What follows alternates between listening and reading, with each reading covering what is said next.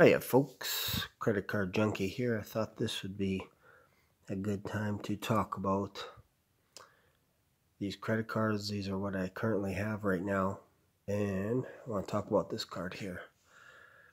This is the virtual Visa debit card. I got this from RBC. This card basically does nothing for you when it comes to booking hotels or actually checking into hotels.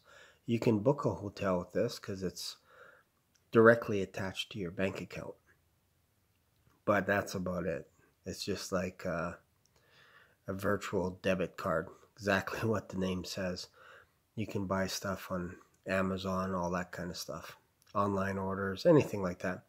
But if you want to rent a vehicle, if you want to check into a room, this will not work.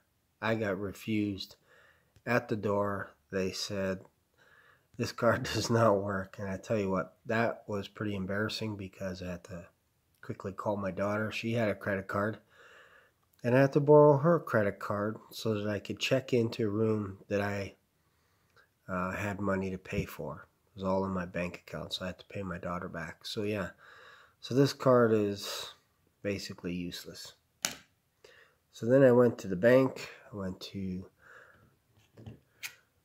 Federal Bank and asked for a credit card, and they said no. Obviously I have this credit card here, but when I first applied they said no to me. Maybe I should try out Capital One first, then get back to them. So I decided to do that.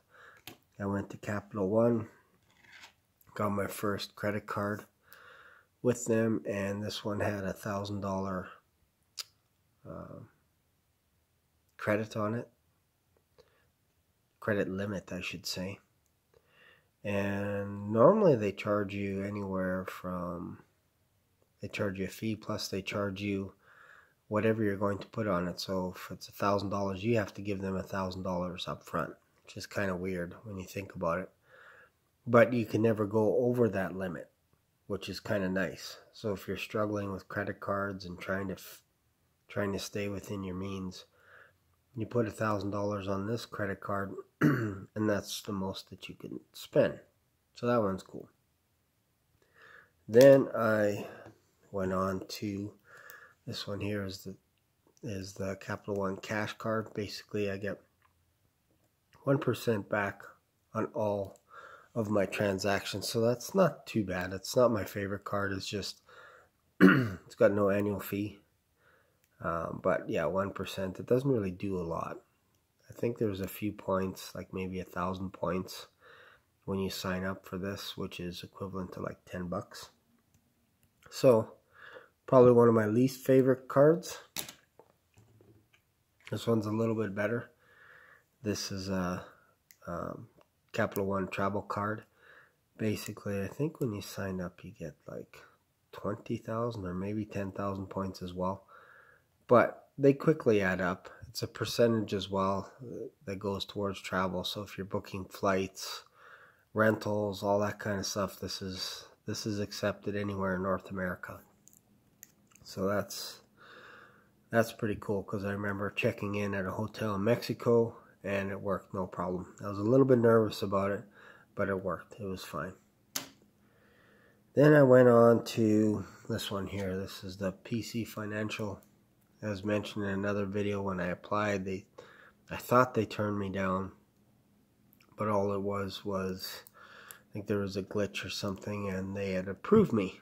So congratulations. So this one has a credit limit of, I believe, $2,000. So that one, every time we go to Superstore, I go a lot of times to Shoppers Drug Mart because I do have asthma.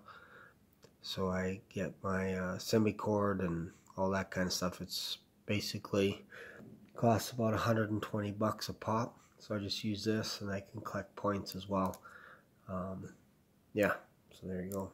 So that's the PC Financial. That's probably why you probably hear me cough from time to time. My throat dries out pretty quickly. All right, then I applied in the fall of last year for the Capital One Costco card because I had a membership. So first few times I tried applying, I got rejected. And then I waited about a year, built up my credit a little bit more, and then applied in person at Costco with my membership card, and they approved me right there on the spot. So that was pretty cool. I like that card because you get a percentage back as well. And they rolled the calendar. They started it again in January, so I should be getting a check from Costco that I could either deposit into my bank account or whatever I want to do with it. Then I applied just recently, actually, so you can see the date here. This is 19, so member since 19, so it's only been a few days. Just got this in the mail. This is my American Express Airmiles card. There it is. Bam. So that's cool. You get 500 air miles for joining up and basically spending $500 in the first 3 months. I'm already at about $400 with that one. And I pay as I go because I have an app on my phone. So whenever I use it, I just go to the app. It's attached to my bank account. Boom, done. This one is the essential. So we'll see how good this one is because this is that front of the line card. So the idea behind this, it's a little bit out of focus. The idea behind this card is you flash your card and you can actually get access to reserved seats that American Express set aside. You still have to pay for the tickets, but you get a chance to actually see shows before other people and all that kind of stuff. So kind of like that. So I can't wait to try that out. And that's basically it. And up there, of course, is a Visa prepaid credit card. I don't think there's anything on it. So there you go. Those are my credit cards. I have 2-3 more coming in the mail. So yeah, so feel free to subscribe to this channel and like this video. Thanks for watching.